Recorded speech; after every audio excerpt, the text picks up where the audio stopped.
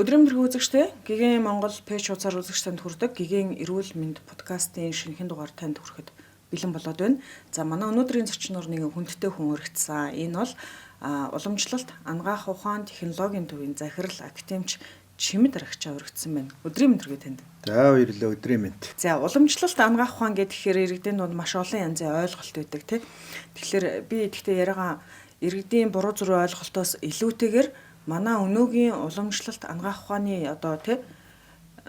нөхцөл байдал хөгжил яг ямар шатанда явж байгаа вэ гэж асуумаар байна. Тэгэхээр энэ Монголын уламжлалт анагаах ухаан гэдэг. Тэгээ уламжлалт анагаах ухаан гэвэл бас их олон ойлголт тэр дотор орчихно. Тий Монголын уламжлалт анагаах ухаан гэдэг.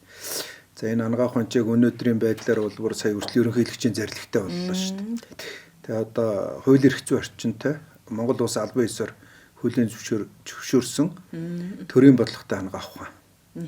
За тэгээ одоо эрүүл мэндийн хууль, холбогдох хуулиудад бол одоо уламжлалт анагаах ухаанаар тусламж үйлчилгээ үзүүлнэ гэд ингээд заагдсан. Хуулийн дагуу тийм. Дэлхийн эрүүл мэндийн байгууллага Монгол улсыг уламжлалт анагаах ухааны нэгдмэл тогтолцоотой орн гэж үздэг. Тэр нь бол юу гэсэн үг вэхээр ерөөсөө тусламж үйлчилгээнийхээ бүх шатлалд уламжлалт анагаах ухааны тусламж үйлчилгээг одоо албан ёсоор хуулийн зөвшөөрсөн оруулсан ийм улс орн. Тэгээд энэ талаасаа бол энэ Монголын уламжлалт анагаах ухаан бол одоо албан ёсоор хуулийн зөвшөөрөгдсөн хууль ёсны дагуу үйл ажиллагаа явуулж байгаа ерөнхийлөгчийн зарилгатай ийм анагаах ухаан гэж ойлгож болно. За хөгжлийн хувьд ярихад бол яг энэ анагаах ухаан ч өөрөө бол бас их олон мянган жилийн түүхтэй анагаах ухаан гэж байгаа. Тэгээд одоо маш их хөгжиж ирсэн судлаач нар бол бас хэд хэдэн үе шатанд хуваадаг. За ер нь бол монголчууд бол энэ уламжлалт анагаах ухааны чиглэлээр бол одоо маш их зүйлийг бүтээсэн. За энэ анагаах ухааныг бол одоо газар нутаг дээр маш их хөгжүүлсэн. Тэгээ энэ ч өөрөөс их нэгдмэл анагаах ухаан.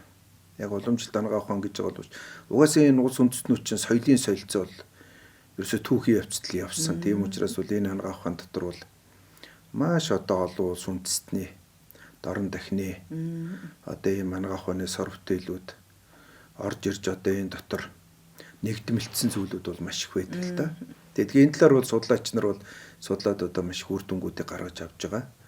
За ийм одоо нэг монголчуудын хөгжүүлсэн, нутагшуулсан, бий болгосон одоо гайхалтай том оюун соёлын өв шүү дээ. Тэгээд яг 1930-аад оны сүүл үеэс бол албан ёсоор нэг хэсэг хориглогдоод тэгээд 1959 онд бол анх шинжлэх ухааны үндэслэлтэй бол одоо судалж сэргийж эхэлсэн.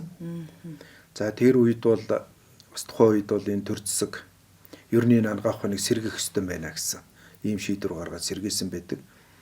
Тэгээ одоо сэргээхдээ яаж сэргээсэн гэхээр за одоо тэр академич Хайдав гэж одоо багшд бол бас энэ ажил оногдсон байдаг. Тэгээ ингээд сэргээж эхэлсэн. Тэгээ одоо тэр хүний бичсэн янз бүрийн дурдтгал энэ төр их биелдэ. Тий. Өөрөө амьд ахудаа ч ярьдаг байсан. Тэгээ ер нь одоо өөрөө сайн мэдэхгүй яаж сэргээхгүй гэд ингээд үзээд байсан. Хамгийн анх ер нь одоо энэ мааран булсууд ер нь хаана байдаг юм бол тэр хүмүүстэй л уулзъя гэж. Ерөөсөө ихний одоо гол одоо олж авсан арга нь бол тэр байсан гэж байгаа. Тэгээ одоо тэр үед бол өөрийнх нь дуртатгал дээр бичсэн байдгийг тэр арангаан өндөр улааны лувсан зэрэм марам, булганы ваасанжиг марам. Тэгээ одоо хөвсгөлийн хангаа марам гэд ийм улсуудыг бол анх сурвалжилж олоод очиж уулзаад шавараад бүр багшийн барилгатай болоод тэгээ одоо анх тэр улсуудтай ингээд гэр оронд нь очоод тэгээд одоо энэ тэр анагаах ухааны талаар уламжлалт анагаах ухааны талаар одоо тэр бүх зүйлийг одоо яриулаад бичиж аваад тэгээд тэр улсуудаас тэр ховор нанд ном судруудаа өгөөд тэгээд тэрийг анх одоо бүртгэд дансалж аваад ер нь ингээл уламжлалт анагаах ухааныг бол сэргээсэн байдгийм л да. Тэгээд энэ тал дээр чинь бол одоо ер нь 1959-оос 90 оны хооронд ингээд үзэхэд бол за тухайн үеийн тэр одоо академич Хайдав багшийн анх ингээд тэр чинь бол эхлээд бол анх бол кабинет лаборатори байжгаад 1973 онд бол анхны одоо бие даасан хүрээлэн байгалийн нэгдлийн хүрээлэн гэдээ байгуулагдсан шинжлэх ухааны академийн харьяанд. За ингээ байгуулахдаа тэрнээс хойш 1981 онд ардын эмнэлгийн хүрээлэн гээд за одоо бол уламжилт дангаа ухаан технологийн хүрээлэн гээд явж байгаа. Тий. За ингээ 73 оноос хойш тооцох юм бол энэ чинь бараг 50 хэдэн жилийн үйл ажиллагаа явуулсан бараг. Тийм байна. Тасралтгүй үйл ажиллагаа. 60 жил рүү өтөж байгаа ийм үйл ажиллагаатай хүрээлэн байхгүй юу? Тэгээ ингээд явхад бол одоо 1959-оос 90 оны хооронд бол тэр үеийн хуучны одоо эмч нар Маран бууд тэр хуучны одоо яг энэ уламжилт дангаа ухааны чиглэлийн одоо мэрэгссэн бас хэд хэдэн хүмүүсийг бол энэ хүрээлэн дээр одоо урьж ажиллуулж ирсэн. Байгалийн нэгдлийн хүрээлэн, ардын эмнэлгийн хүрээлэн дээр одоо тэр лувсан цэрэг Маран бүртлээ өөрөө ирээд нэг хэсэг хугацаанд ажиллаж ирсэн байдгийг. За тэгэл одоо Санжижив гэдэг хүн ажиллаж ирсэн байна. Дорж Янцсан гээд ажиллаж ирсэн байна. За Баавгай гээд одоос мундаг хүн ажиллаж ирсэн байна. За тэгээд одоос Дэмбэрл гээд одоо мундаг орчуулагч гэх мэтлэнгээр ийм улсуудыг бол бүр аяга авчраад эрдэм шинжилгээний ажилтны орон тоон дээр ажилуулад цалин мөнгө өгөөд тэгээ яг одоо энэ уламжилт дангаа ухааныг сэргээж хөгжүүлэх чиглэлээр тэр ховор нэндэн ном судрыг одоо орчуулуулах иймэрхүү чиглэлээр бол ажлуудыг хийлгэж ийж тэгээ 90 онд бол мэдээж арчсан уйсгал гарсантай холбоотой энэ ч одоо бүр юм нэгдмэл байдлаар одоо бүрэн сэргэлэн штэ. Би тэгээ одоо энд нь эмнэлгийн тусламж үйлчилгээ, сургалт. За одоо энэ эмийн асуудлууд байна, судалгааны асуудлууд байна. Ингээд одоо сэргээд маш хүчтэй хөгжиж байна. За 90 оноос хойш одоо 36 жил гээд үзэхэд бол одоо ингээд бол манай салбар чинь дөрвөн үндсэн чиглэлээр одоо их хүчтэй хөгжиж байна л доо. Нэгдүгээрт бол энэ одоо эрүүл мэндийн байгууллагуудтай эмнэлгүүд байна. За хоёрдугаарт нь сургалтын байгууллагууд байна. Одоо чи ер нь бараг нэг 6 7 сургууль. Одоо уламжилтын эмч бэлдэж штэ. За тэгээ одоо судалгааны байгууллага гэхээр одоо манай хүрээлэн ихтэй сургуулиуд байна. Судалгаа явуулдаг бас хувийн хвшлийн байгууллага байна. Судалгаа бол маш хэрчмтэй явагдаж байна. За тэгээд дөрөвт нь бол уламжилтын одоо эмийн үйлдвэрүүд. За одоо нэг 6 эмийн үйлдвэр ажиллаж байна. За мэдээж хэрэг одоо энэ эмийн үйлдвэрүүд чинь бол голон дотоодынхоо уламжилтын эмийн эрэлт хэрэгцээг хангаж ажиллаж байгаа. Ер нь Монгол улсын эмийн бүртгэлд бол давхарцсан тоогоор нэг 1000 гаруй уламжилт юм. Давхардаагүй тоогоор бол нэг 400-аад уламжилтын бүртгэлтэй байна. Тэгээ одоо тийм эмүүдийг бол одоо үйлдвэрлээд ингээд энэ одоо Монгол улсыг уламжилт хэмээр хангаж байна. Иймэрхүү л одоо нөхцөл байдалтай байна да.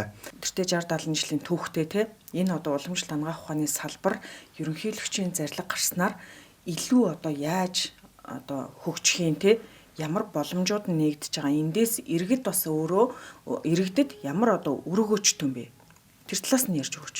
За тэгэхээр энэ ерөнхийлөгчийн зарлиг гэдэг бол маш чухал үйл явдал боллоо л доо. Тэгээд энийг бол одоо уламжилт дангаа ухааны бас нэг дахин сэргэлтийн үе гэж. Ийм одоо хэмжээнд бас үнэлэхүйц том үйл явдал болж байна л доо. Тэгээ ерөнхийлөгч бол 1 сарын 16-ны өдөр бол одоо зарилгаа гаргасан. За 1 сарын 16-ны өдөр чинь бол одоо манай Монголын уламжилт дангаа ухааны өдөр болгож зарласан байгаа шүү дээ. Тэгээ Монгол улсад бол одоо анхны энэ Монголын газар нутаг дээр анхны одоо уламжилтын эмч хилддэг дэг сургууль байгуулагдсны бас 345 жил яа гэж. Тий. Тэр энэ чиг түүхтэй. Тэгээ ер нь 1681 онд бол одоо анхны уламжилтын эмч хилддэг дэг сургууль одоо Монгол улсад байгуулагдчихсан байна. Тий ингээд тэрний бас 345 жил гээд. Ийм одоо маш чухал юм бичиг баримт ерөнхийлөгчийн зарлиг гарлаа. Тэгээ энэ зарлиг бол одоо үндсэндээ уламжилт дангаа ухааныг одоо дахин сэргээж одоо шин шатанд гаргаж хөгжүүлэхэд бол их чухал. Тэгээ зарлиг маань бол дотроо их чухал агуулгуудтай л да. Нэгдүгээрт бол ерөөсөө уламжилт дангаа ухааны ийм одоо өвөрмөц хууль эрх зүйн орчинтой болгоно гэж. Тэгээ энэ талаар бол одоо уламжилт дангаа ухааны тухай хууль боловсруулна гэдэг одоо ажлын хэсэг байгууллагад ажиллаж байна л да. Тэгээ одоо хуультай болно. Тэгээ хууль бол одоо энэ уламжлалтын салбарч өөрийнхөө онцлог. Тэгэхээр энэ онцлогуудыг одоо бүрэн зохицуулах хэмжээний ийм хууль эрх зүйн орчинтой болно. Тэгэхээр энэ бол бас дэлхийд дээр шинэ үзэгдэл биш юм байна л да. Дэлхийн одоо 15 орн бол 15 улс бол уламжлалт дангаа ухааны тухай хуультай байна гэж. ийм одоо тооцоо судалгаас гарсан. За ингээд үзэх юм бол манай улс одоо хэрвээ ингээд хуультай бол одоо 16 дахь орн болох жишээ нэ. Тийм. Тэгээ нэгдүгürt бол энэ салбар ч өөрөө том салбар. Би түрүү хэллээ дөрвөн үндсэн чиглэлээр маш хүчтэй хөгжиж байгаа. Одоо энд чинь бол одоо их олон хүн ажиллаж байна.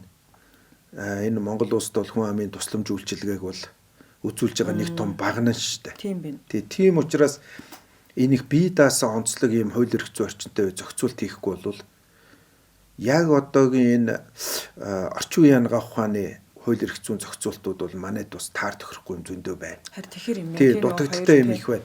Тийм нэг тэгэхээр бол зарлиг бол нэгдүгээр хууль эрх зүйн орчин. Хоёрд бол одоо энэ улсын хэмжээний оновчтой бүтцгэн байгуулалт.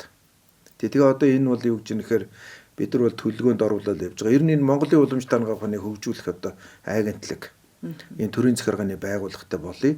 Тэгээд тэрүүн дор одоо бид нар ингээд нэгдсэн бүтцгэн байгуулалтанд ороод үйл ажиллагаа явуулъя гэж байгаа. Тэгэхгүй бол одоо бол ингээд манай уламжлалтын салбар чинь дөрвөн үндсэн чиглэлээр хөгжиж байгаа их одоо том хэмжээний салбар боловч яг үүндээ бол ингээд бас их олон газруудад харьяалагдаад ингээд хүч бол их тарамтдсан нэгдсэн бүтцгэн байгуулалт байдгүй.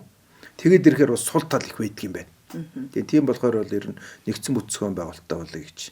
За тэгээд дараа нь бол одоо мэдээж хэрэг энэ судалгаа шинжилгээний асуудлыг бол энэ тэргуунд авч үзье.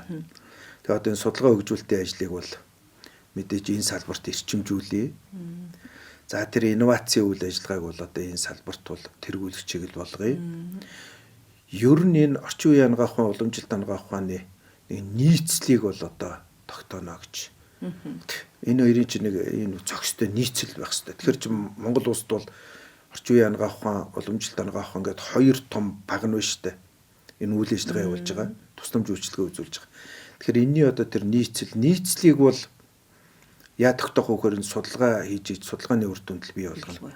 Орчин үеийн агаах ухаан, уламжлалт агаах ухаан хоёрыг холбох холбоос нь бол ер нь бол шинэ мэдлэг байна гэж. Тэгэхээр энэ бол судалгааны үр дүнд бий болно. Тэгэхээр энэ нийцлийн төр тогтооно гэсэн. Ийм одоо судалгааны чиглэлийн юмнууд бол тавигдж байна л да. Чухал тавигдж байна. За дараа нь бол мэдээж сургалт хүний нөөц бэлдэх асуудлууд байна. Тэгээ энд бол одоо мэдээж зэрэг одоо нэг нэгдсэн хөтөлбөртэй болъё. За тэгээд төгсөлтийн дараа сургалтаа одоо чанаржуулъя. За тэгээд энэ олон улсын магадлалын итгэмжилд оруулъя. За тэр одоо олон улсын төвчний тавигдж байгаа шаардлагыг хангахгүй зүйн сургалтын хөтөлбөртэй болъё. За бас нэг чухал зүйл бол одоо энэ шавлын сургалтыг бий болгоё гэдэг. Энэ бол яг энэ уламжлалт агаах ухааны уламжлалт сургалт шүү дээ.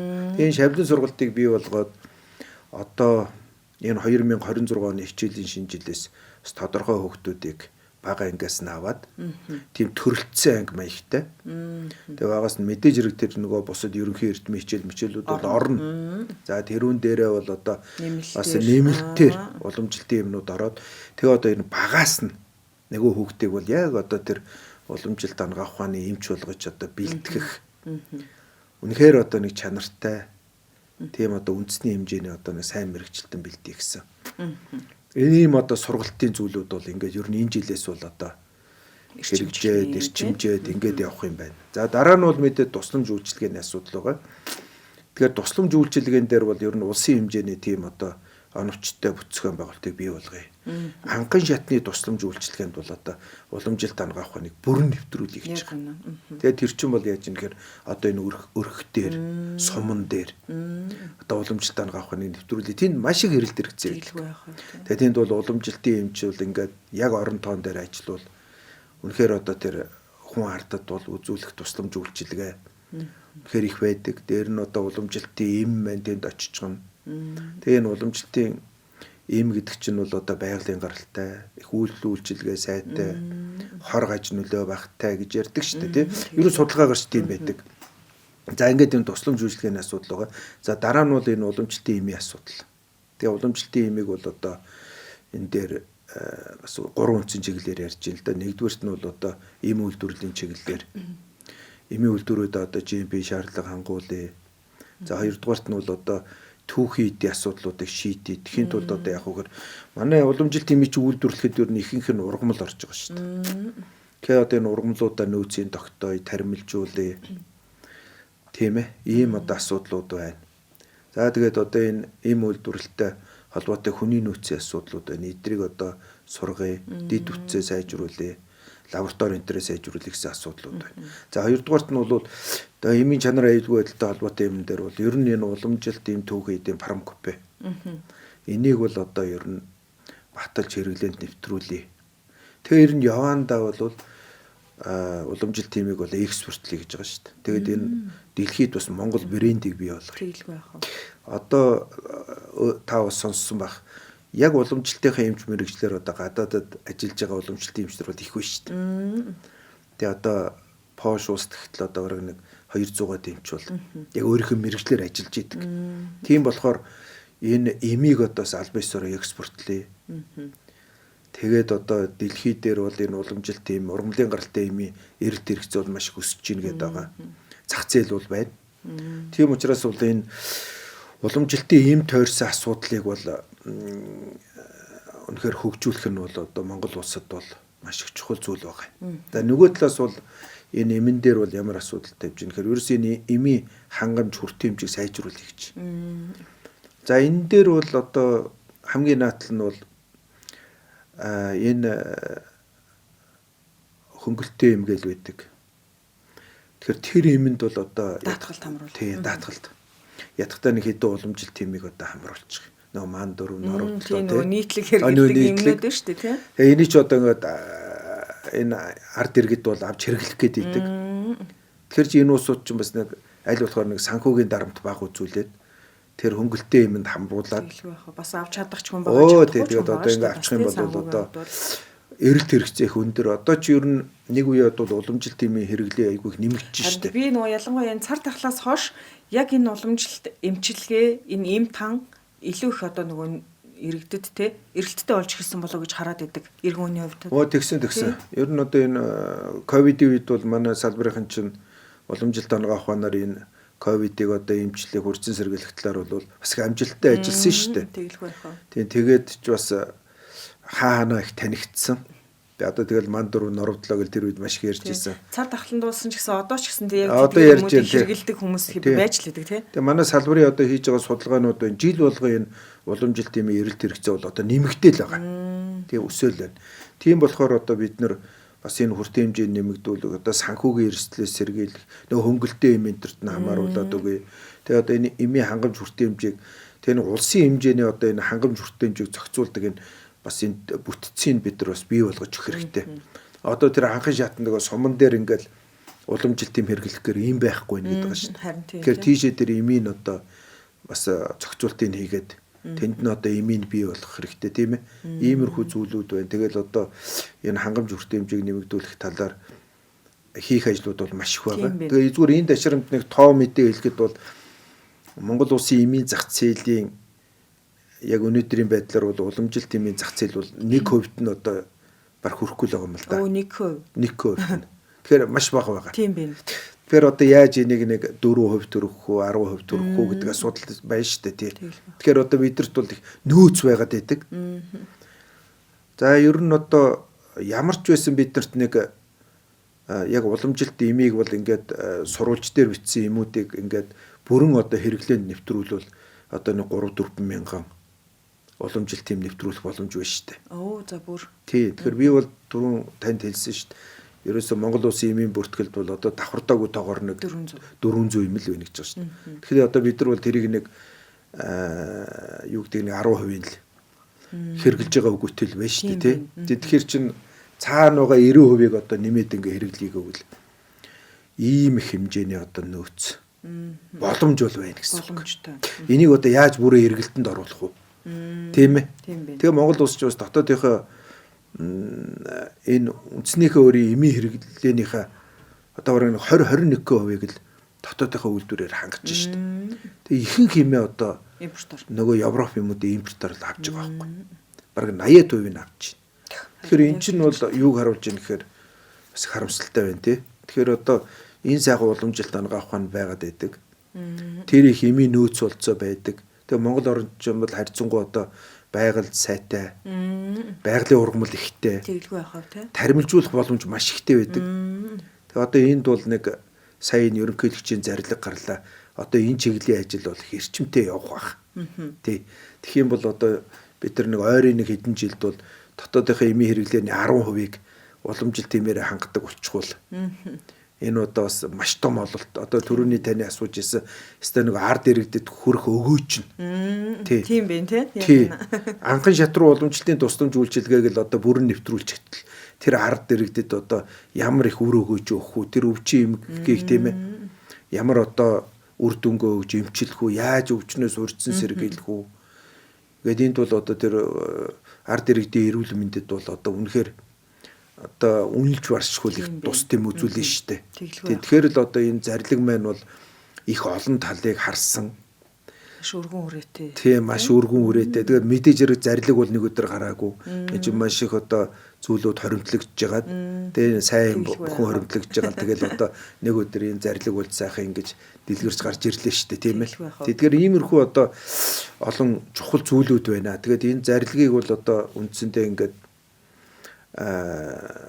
Монгол улс одоо бүрэн хэрэгжүүлснээр бол та нэг ойрын 5-10 жилийн хугацаанд бол үнэхээр одоо энэ уламжлалт дангаа ухааны үр шимийг бол Монгол улс, Монголын ард иргэд бол одоо үнэхээр их сайн хүртнэ л гэж ингэж ойлгож байгаа.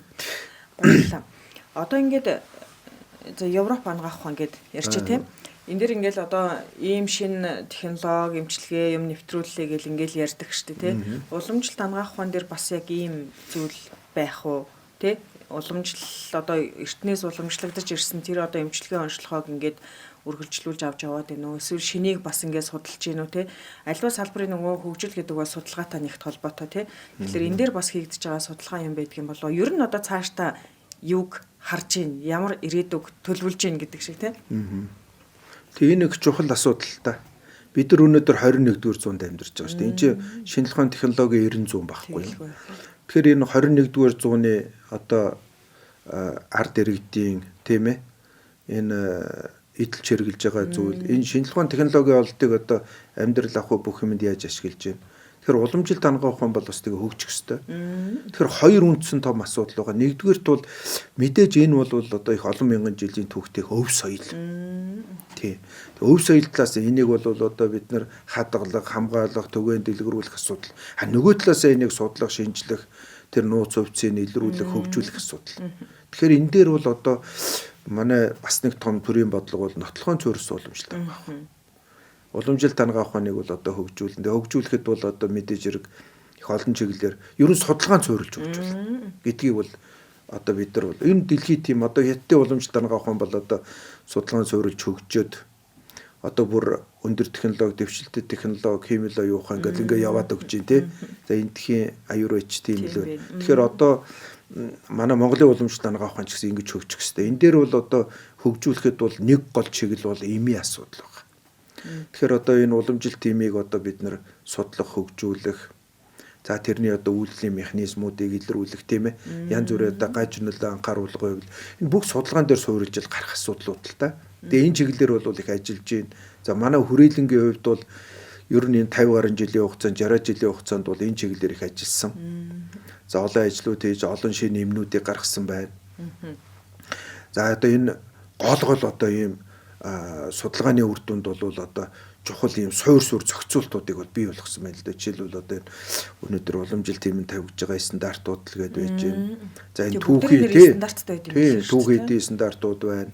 За тэгэл энэ фармакопея өгүүлбэрүүд байна. Энэ бүх юмнууд одоо нөгөө чанар аюулгүй байдлыг хяндаг барьдаг бүх юмнууд энэ дандаа судалгаан зөвлөл төр бичгүүрэмтүүд гарч байгаа. Энэ бүх зүйлийг одоо боловсруулж гаргасан, хийсэн одоо хоримтлагдсан оюуны өмчгүүд маш их өмч байна шүү дээ. Тэгэхээр энэ дээр бол зүйл байна. Одоо нэг 30-аад шинэ ийм одоо зохион бүтээсэн ийм одоо зүйлүүд байна. Одоо ингээл хамгийн наадтал нь тэр нэлээ одоо цаг хугацааны өмнө зохиоцсон нейровайлинч гэдэг юм уу те ийм эмнүүд байна шүү дээ. Тэгэхэд одоо ингээл асваргаал нейровайлин гэхэд бол тэр эмнүүд бол өнөөдөр бас Европын зах зээл дээр маш их гарчихсан. Тэнд байгаа хүмүүс аваад их хэрэгэлдэг. Тэгээ одоо тэр эм бол тэнд их эрэлт хэрэгцээтэй байдаг гэж байгаа. Тэгээ одоо тэнд манай ажиллаж байгаа эмчнэр хэлэн захиал нь шүү дээ. Одоо нейровайлин асваргаал амна гээл тэгээ тэгэл одоо барагчны үрэлж гэдэг юм уу. Одоо энэ манай хүрээлэнгийн гаргасан ийм одоо брэнд бүтээгдэхүүнүүд байна л да. Тэгээ энэ бүтээгдэхүүнүүд бол одоо эрэлт хэрэгцээд ийм зүйл байна. За сүүлийн үед бол одоо манай хүрээлэнгийн эрдэмтэд судлаад жишээлбэл одоо Монплю гээл гаргаж авсан. Тэгэхээр энэ бол одоо яг нэг ханаа томооны үед яг ихэнх үед нөгөө терапилүү шиг. Яг л нөгөө тийм залтаар л яг их технологиуд одоо тэгэл энэ дээр ч яаж юм хэр технологийн судалгаа хийж гин, технологийн заавар боловсруулж гин. За тэр бүх үзүүлэлтүүдийг тогтоож байна. Тэгээ энэ ч одоо Монгол улсын хуучин бол стандарт одоо бол тэр фармкопе өгүүлгэж юм батлуулж байна. За тэгээ одоо Монплю гэдэг чинь бол бас нэг уламжлалт эмэн дээр суурилж хийж байгаа шүү дээ. Тэгээд одоо ногоон танга тэр үн дээр суурлал хийн. Тэгээд худалдааны нэр нь бол одоо жишээлбэл Монплю эмэн чинь тийм байгаа шүү. Үнэхээр брэнд нэр байна, худалдааны нэр байна. Янга Монплю гэдэг одоо тэгээ энэ дээр чинь нөгөө бүх одоо шаардлагатай судалгаануудыг хийгээд тэгээ үр дүнгуудыг гаргаад одоо дахиж эмийн бүртгүүлээд одоо ингээ хэрэгжилж явах жишээ нь одоо Монплю за калвацин гэл бас одоо ийм шархны гээл тэгж нөгөө тэнгэрийн түлийгээл одоо уламжлалтай нохоон тэргэлдэг. Тэгээ тэрүүн дээр суурлал одоо байгаль дээр яг нөгөө яаж ургах юм бас хүмүүс мэдэх байх. Тэгээд яг тэрийг ч аваад ингээл хийгээд судлаад олон жилийн судалгаа орно шүү дээ. Тэгээд энэ судалгаанууд чинь үр дүнд одоо энэ бүтээгдэхүүнүүдийг чинь гаргаж авч байна. Тэгэл одоо гастрофайр гээл одоо манайд бол жишээлбэл Симбрүү 5 гээд уламжилт юм байдаг. Тэрүүн дээр суурлаад одоо энэ гастрофайр гэдэг имийг одоо зохион бүтээж байгаа. Тэгэхэд бол энэ имийг чи одоо бас л тэр эмнэл зүүн өмнөгчтний судалгаа, эмнэл зүүн судалгаа тэгэл стандарт энтерийг батлуулаад ингээл одоо хэрэгжилж байгаа. Тэгэхээр ер нь одоо ингээд энэ орчин үеийн эмийн хэлбэрт оруулсан технологийн шинжил бүхий уламжилт эмэн дээр суурилсан энэ бүтээгдэхүүнүүд чинь өнөөдөр бол ингээд энэ чиглэлийн судалгаа бол одоо маш их хүчтэй явагдаж штэ.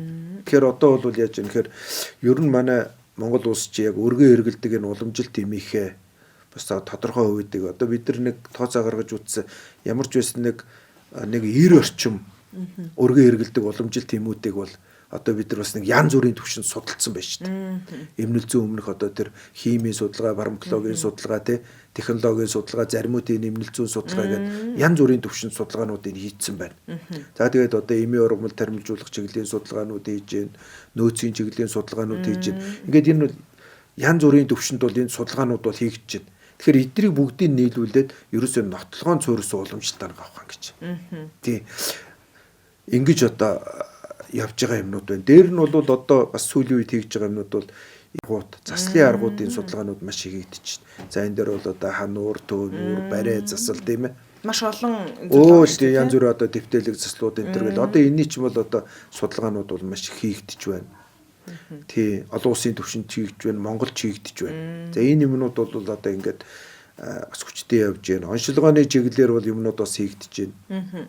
Одоо дэвшилтэй технологи өндөр технологийн чиглэлийн юмнууд орж ийн, химэл оюухан орж ирж байна. Одоо жишээлбэл хамгийн сүүлдэхэд манай хүрээлэн дээр бас одоо нэг төсөл явагдаж штэ. Тэр төсөл бол яаж юм гэхээр хүний одоо энэ хэлийг үзэж оншилдог. Шээсийг үзэж оншилдог уламжлалтай оншилгааны аргууд байна. Тэрийг бол одоо тусгай одоо програм хангамж зохиогоод мэдээллийн сангууд одоо ийм зургийн сангууд бүрдүүлээд тэгээ одоо энэ бүр судалгаа хийгээд тэгээ одоо энийгээ тэр машин сургалтанд оруулаад тэр одоо химэл оюуханыг ашиглаад одоо өөрөөр хэлбэл ийм дэвшилтэд технологиор энэ одоо оншилгааны аргуудыг явуулах ийм одоо судалгааны ажлууд хийгдэж шүү дээ тийм ээ.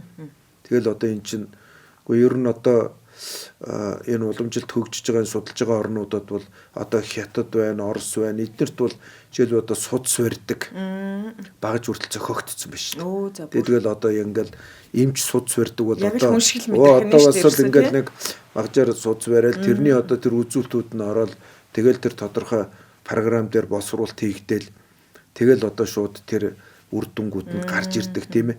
Иймэрхүү юмнууд бол одоо энэ уламжлалт бол ерөөсө бүхий чиглэлээр маш судлагдж байна. Суур судалгааны юмнууд явж байна, онлын судалгаа, түүх их сурвалжийн судалгаанууд гэдэг одоо манай энэ чиглэлээр ажилладаг эрдэмтдүүд бол маш их ажил хийж байна.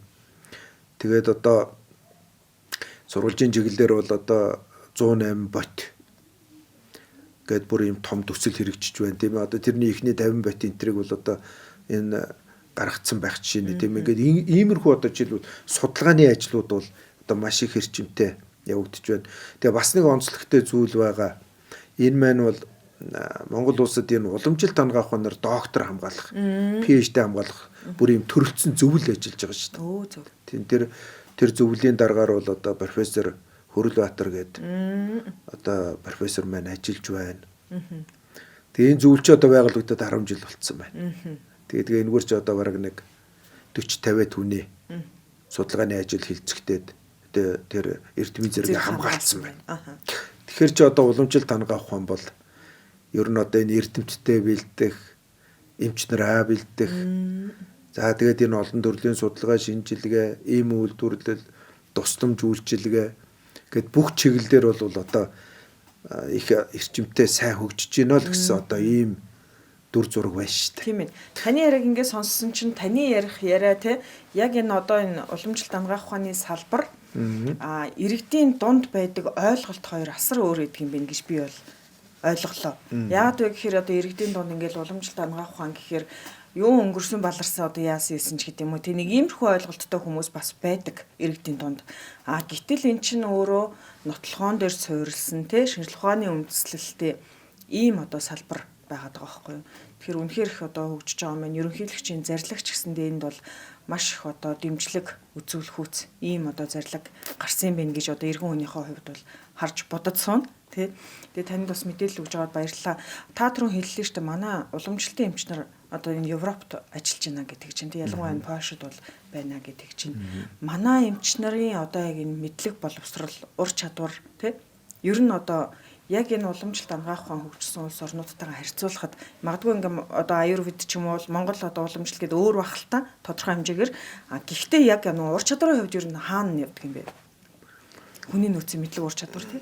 Тэнд ажиллаж байгаа эмч нарын тэр ур чадварыг дүгнэхэд бол тэндээ ер нь хэдэн жил үр бүтээлтэй яаж ажиллав, хичнээн үйлчлүүлэгчтэй байна. Тийм ээ. Бас үр дүн нь ямар байна тий? Үр дүн ямар байна? Хичнээн хэмжээний одоо орлого мөнгө олж яаж амьдарч ийн гэдгээр л одоо бэлгийн энэ амьдрал дээр ингээд энийг одоо харуулад үнэлээд өгч штэ, нотлоод өгч штэ. Тэр эмчнэр одоо ур чадвар муутай байгаад эмчилгээний үр дүн муутай байвал одоо тэр хүний газар өнөөдрийг хүртэл тэнд одоо эхний гарсан эмч чи одоо 34 5 жил ажиллаж байгаа штэ. За. Ер нь 91 онд л одоо анхны эмчнэр гарсан гэж байгаа штэ. Тий. Тэгэхээр ч одоо тэрнээс хойш чинь 35 жил тэнд ажиллаад тэгээ одоо очиад тэнд төрсөн хүүхэд нь тэр Европын бүх сургуулиудаар дамжаад одоо дээд мэрэгжил эзэмшээд одоо тэндээ хүртэл ажиллаж байгаа тийм тохиолдол зөндөл байна шүү дээ. Тэгэхээр тэр улсууч яагаад одоо олон жил тэнд их үр бүтээлтэй ажиллаж байна. Тэгэхээр бол нэгд бол тэр эмчнэрийн одоо чадал чансаа тэр мэрэгжлийн ур чадвар сайн байна. Хоёрт бол энэ ангаах ухаан бол өөрөө бас их гайхалтай. Их үр дүнтэй. Тэ? Тийм байна. Тэр үйлчлүүлэгчдийг бол бас их татчих штэ. Тэгэхээр энэ ангаах ухаан чинь өөрөө манай ер нь энэ Монголын уламжлалт ангаах ухаан бол их нотлохойтой ангаах ухаан та түрүү ярьлаа. Тэгэхээр энэ бол өөрөө энэ их олон мянган жил энэ ч бараг 5,000 жилийн түүхтэй гэж байгаа штэ. Тэгэд энэ хэрэглээд ирсэн энэ одоо их практик дээр дуршигдсан тийм ээ. Тэр одоо их ухаантай мэрэгдүүд энийг чи хөгжүүлчихсэн. Тийм учраас бол одоо энэ ангаах ухаан чи өөрөө хэрэглээд ирсэн түүх нь өөрөө их том нотлохой байхгүй юу? Тэглэхгүй яах вэ? Тий. Дээр нь бол одоо бид нар энийг бол 59 оноос хойш шинжлэх ухааны үндэслэлтэй маш их судалж байна. Манай одоо үе үеийн эрдэмтэд багш нар энэ чиглэлээр одоо судалгаанууд хийж маш их одоо олон чиглэлийн үр дүнгуудыг гаргаж авч байна. За бидний үед судалж байна, залуучууд судалж байна. Тэгээ энэ судалгаа бол маш хэрчинтэй явагдаж байна. Судалгаан цуурлаа. Би түрүүн танд хэлсэн шүү дээ.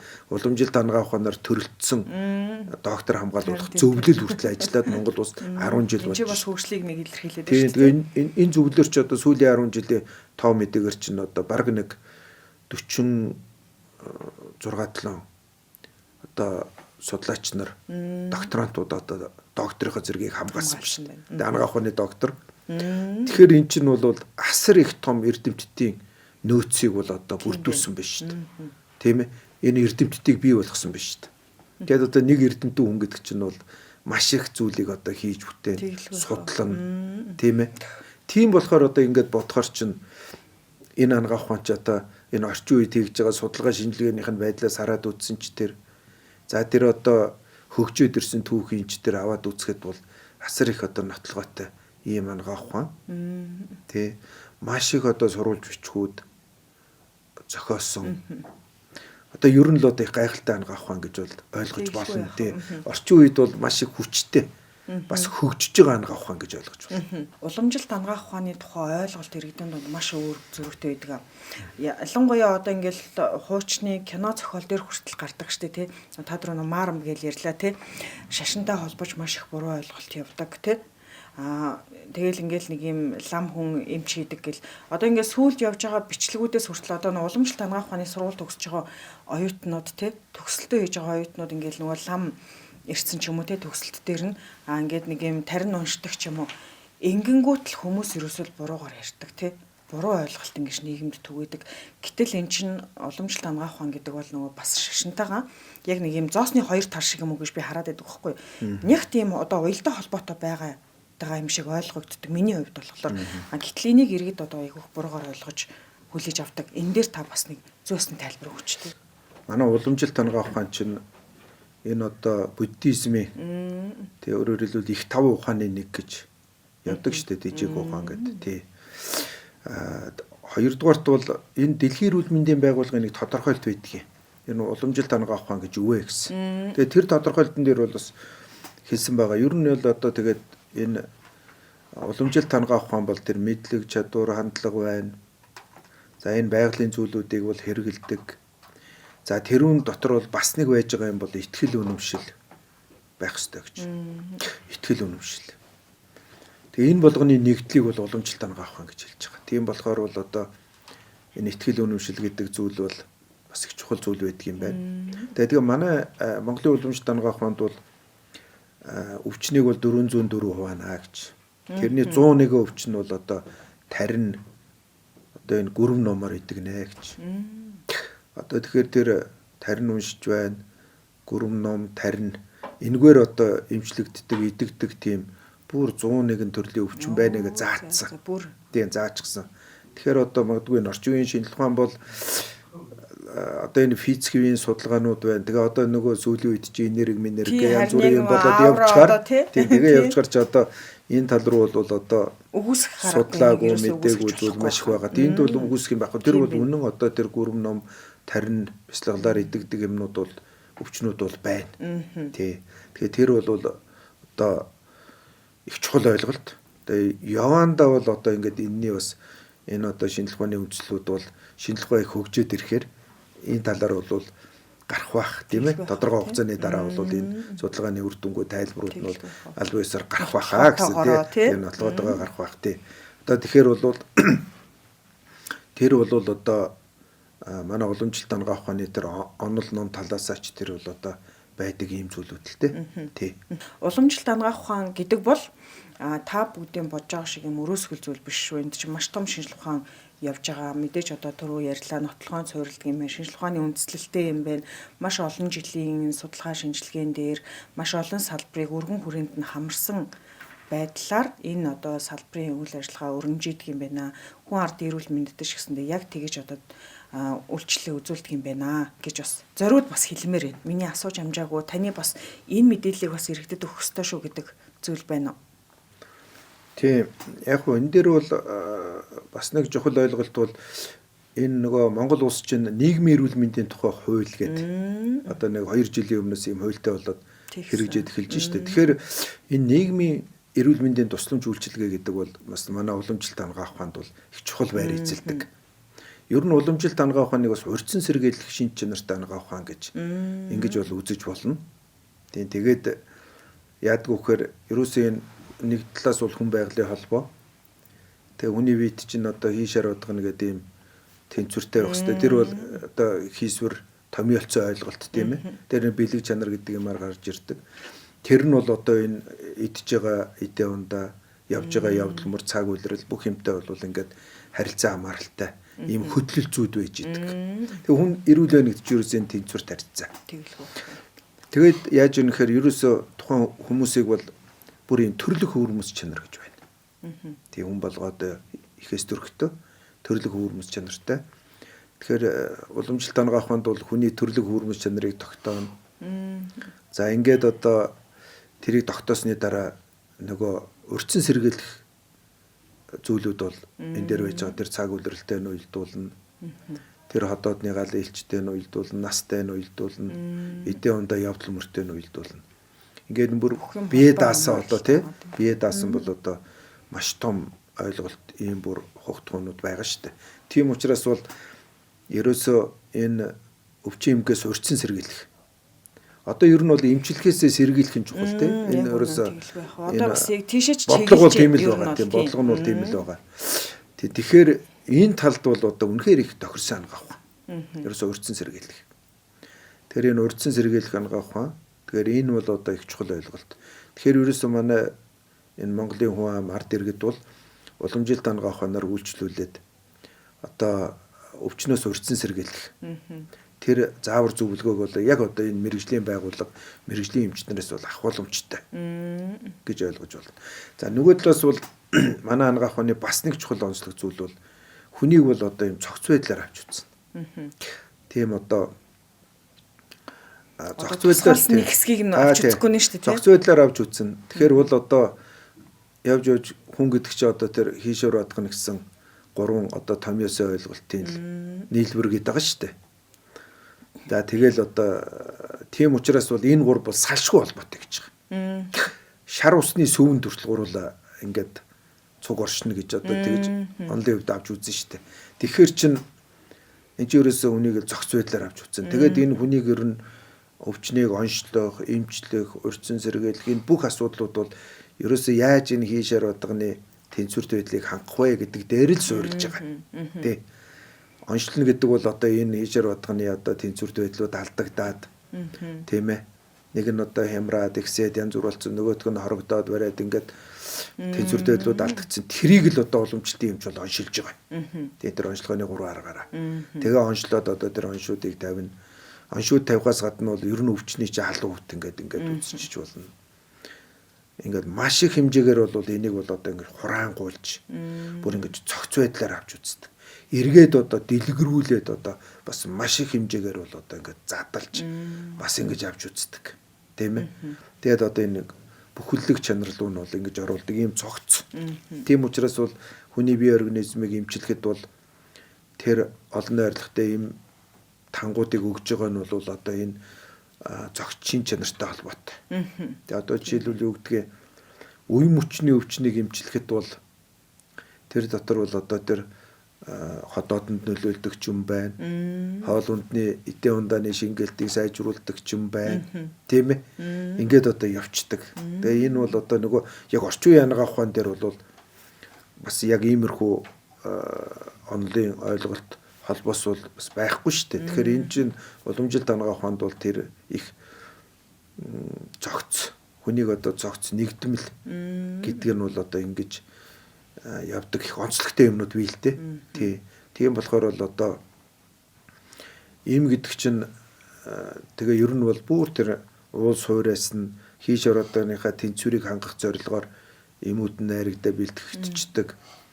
Тэгээ бас тэр олон одоо цулсаа бэрхтнүүдийнхаа уялдаа холбоог харгалзаа найруулцдаг учраас энэ маань бол одоо хэрэглэхэд тухайн одоо тэр хямарсан өвчнийхээ одоо тэр байдлаар нөлөөлөхөөс гадна бусад одоо үйл ажиллагаа явуулж байгаа эрхтнүүдтэй бол тийм хор гаж нөлөө үзүүлээд одоо нэгийг нэмчлээд нөгөөтхийг гимтээгээд байдгүй л тийм л одоо шин чанартай онцлогтой. Тэгэхээр тийм учраас хүнийг тэр бүхэлдэг байдлаар цогц байдлаар авч үзэж байгаагийн ач холбогдол бол одоо тэнд их оршиж байгаа.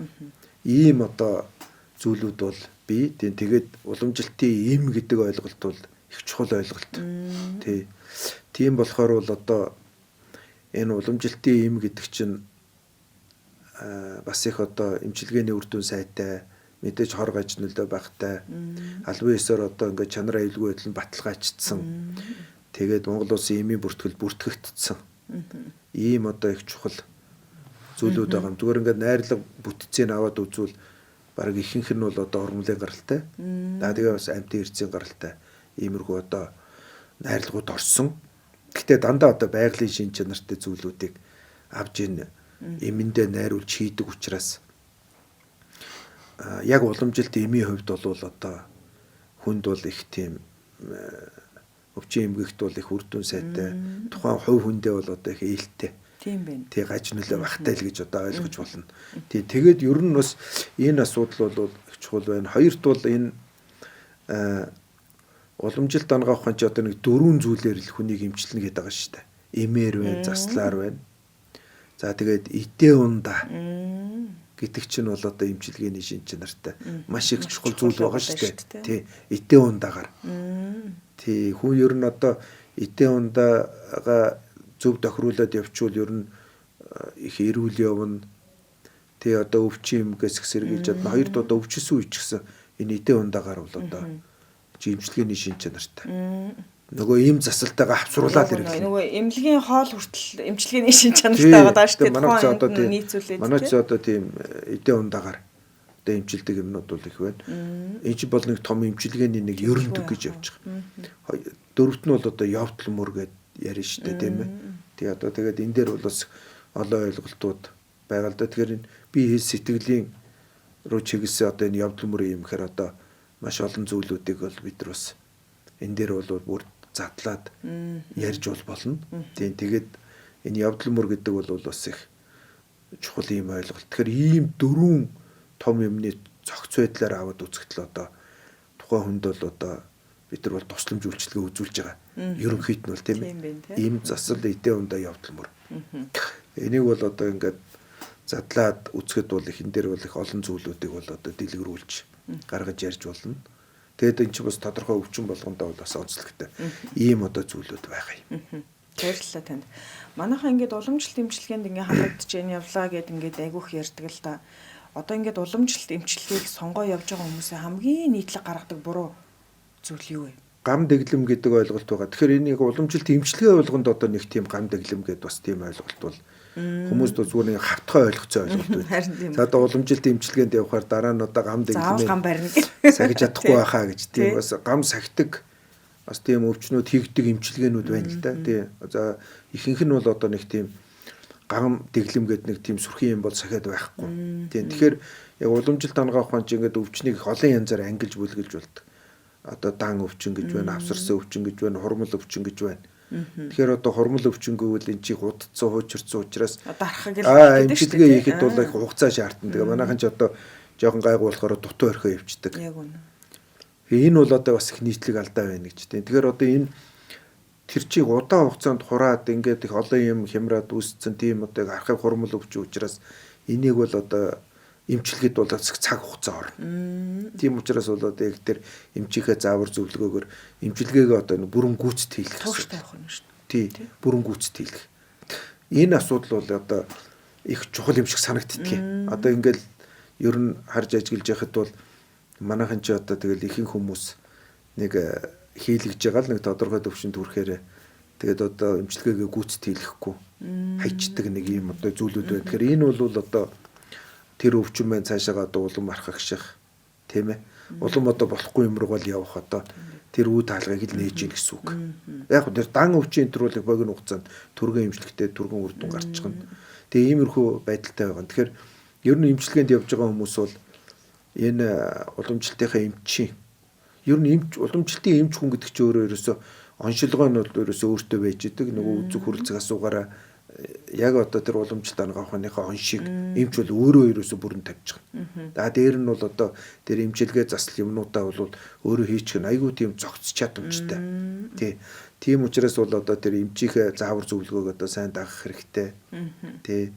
Тэгээ уламжлалтын эмч хүн бол одоо үнэхээр маш их одоо зогц чадамжтай, маш их юм өвөрмөц эмчтэр байдаг шүү дээ, тийм ээ. Их олон төрлийн тусламж үйлчилгээ үзүүлдэг, тэр гараар хийдэг одоо янз бүрийн одоо тэр заслууд маш ихтэй. Тий, ийм зүйлүүд байдаг. Тэгээ их өргөн мэдлэгтэй. Одоо манай эмгэгч чинь маш их олон юм байна. Тэгээ одоо тэр дөрөв ерөндөгийг одоо эзэмшсэн усуд байгаа. Тэгээ тийм болохоор бол эмчийн заавар зөвлөгөөгөө сайн дагаад эмчилгээгээ одоо бүрэн гүйцэд хийлгэх нь бол их чухал ийм зүйл байна л гэж одоо хэлмээр байгаа. Тэгээ хоёрт бол ер нь энэ уламжилт эмчилгээгээр тусламж үйлчилгээ ер нь одоо тэр эцсийн үр дүн бол би бол их сайн байна гэж. Тий. Энэ ч өөрөө бол бас их онцлогтой ангаа ухаан. Тэр хүний одоо нэг зохиц байдалд нь чиглүүлсэн эмчилгээ үйлчилгээ хийдэг учраас хүний өвчин эмгэгийг бол одоо бас их сайхан ил арчуулах тал дээр бол бас их үр дүн сайтай. Тий, ийм зүйл байгаа. Тэгээ ер нь энэ зүйлүүдийг бол сайн анхаараасаа гэж бодож байгаа. Хоёрт бол яг энэ Монгол улсад байгаа манай энэ уламжлалтын салбарынхан бол эмчнэр маань бол бас их тийм мэдлэг чадвар хандлага бол их сайтай хүмүүс. Тийм болохоор энэ одоо эмчнэр эмнэлгүүдээрээ одоо сайн үйлчлүүлэх хэрэгтэй. Манайхан ч одоо бас гадагшаа энэ төр явах тийм хандлагууд байдаг.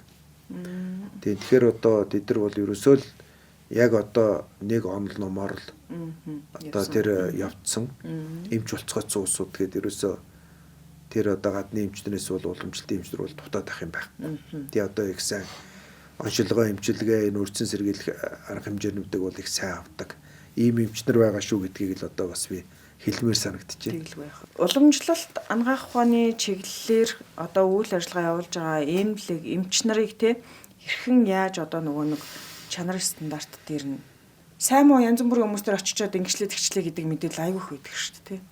Тий. Тэгэхээр энэ чанарын аюулгүй байдлын асуудал бол их чухал л та. Тэгэхээр тийм түрүүн би бас тэр ерөнхийлөгчийн зорилготой холбоотой юмнуудыг ярьлаа. Тэн дээр бас голоо асуудлууд тусгагдсан байна. Энд ч бас мэдээж орсон байна. Тий. Ерөөсөө одоо тэр сургалтын хөтөлбөрөөс өсвөлэл цөм хөтөлбөртэй болно. Сургалтын хөтөлбөрийг одоо сайжруулна, олон улсын төвшин түргэн энэ төр гэдээ ярьж байгаа. Тэгэхээр энэ мэдээж хэрэг одоо тэр эмчнэрийг бэлтгэхэд төгсөлтийн өмнөх сургалт, төгсөлтийн дараах сургалт гэдэг энэ том одоо ийм сургалтууд байна шүү дээ. Тэгээ энэ сургалтуудаар чинь тэр усуудыг чинь бол бэлддэг. Ер нь эмч хүн бол тасралтгүй сурдаг. Түрүүн та хэллээ тэр эмчийн лиценз одоо эмчлэх эрх. Эний чи одоо 5 жил тутамд ингээд сунгуулад явдаг. Тэгэхэд бол одоо тодорхой тэр одоо сургалтын багц цагуудыг биелүүлсэн байх хэрэгтэй. Тэгжээ сунгагддаг. Тэгэхээр одоо энэ бол тасралтгүй сурдаг, байнга өөрийгөө одоо ингээд цааш нь хөгжүүлж идэг, сурж идэг. Ийм л одоо мэрэгжилштэй. Тийм учраас бол ийм сургалтын асуудлууд бол мэдээж ойлгомжтой. Тэгээд ер нь манай хүрээлэнгийн хувьд бол бид нар жилдээ улсын хэмжээнд уламжлалтын эмчнэр зориулсан одоо 4 удаагийн багцгийн сургалтууд хийдэг. Яг одоо энэ тулгамж байгаа асуудлуудаар. Тэгэхээр эн чинь бол яаж юм гэхээр нөгөө эмчнэрийг л одоо бид нар тасралтгүй сургах, мэдээлэлээр хангах, чадварчуулах тийм ээ. Нөгөө алдаа дутагдал гаргуулахгүй байх талаар энэ талаар л одоо явж байгаа ийм одоо том асуудлууд байна. Тэгээд дээрэс нь бол мэдээж хэрэг тэр эрүүл мэндийн байгууллага эмнэлгүүд гэдэг бол бас одоо стандарттай. Тэгээд тэр стандартыг одоо үзэж шалгаж идэг, магадлал итгэмжилд оруулдаг тийм ээ. Тэгээд энэ үйл ажиллагаанууд бол мэдээж хэрэг байнга л одоо босронгуул явагдаж байгаа. Тий. Ийм зүйлүүд бол байгаа. За эмийн хувьд бол их чухал. Ерөөсөө энэ эмийн чанар аюулгүй байдал. Тэхийн тулд бол яадаг вэ гэхээр ерөөсөө энэ эмийн чанар аюулгүй байдлыг хуулиараа бол үйлдвэрлэгч хариуцдаг. Тэгэхээр үйлдвэр. Тэгэхээр албан ёсны энэ чинь тусгай зөвшөөрөлтөй үйлдвэр. За үйлдвэр бол одоо GMP шаардлага хангах ёстой. Тэгээ манай уламжилт эмийн үйлдвэрүүд бол ер нь энэ 2029 оны 1 сарын 1 гэхэд бол үйлдвэрүүд бол одоо бүгд GMP шаардлага хангах одоо ийм хуулийн заалттай л та. Тэгэхээр одоо энэ GMP шаардлага хангах гээд энэ одоо аюулгүй байдлаа сайжруулад тэгэл одоо энэ бүх зүйлүүдээ ингээд одоо хангаад явж байна. Тэгээ яг манай Монгол улсад одоо 6 уламжлалтын эмийн үйлдвэр үйл ажиллагаа явуулж хат. Одоогийн байдлаар бол 2 үйлдвэрнүүд GMP шаардлага хангацсан. 4 үйлдвэр нь одоо нэг тийм хангах шатандаа явж гин гэсэн үг. Тэгээ иймэрхүү зүйл. Тэгээ энэ бүгд нийлээд л одоо нөгөө чанар аюулгүй байдал хангалтанд тусламж үйлчилгээ тийм ээ. Чанартай, баталгаатай, аюулгүй. Тэгээ одоо тэгээд тэр хүнд одоо сөрөг нөлөө үзүүлэхгүй. Одоо энэ эмчилгээ янз бүрийн тусламж үйлчилгээний алдаа гарахгүй. Ийм л асуудлууд бол одоо яв нэг маш олон хүчин зүйлийн нийлбэр дээр л явж байгаа.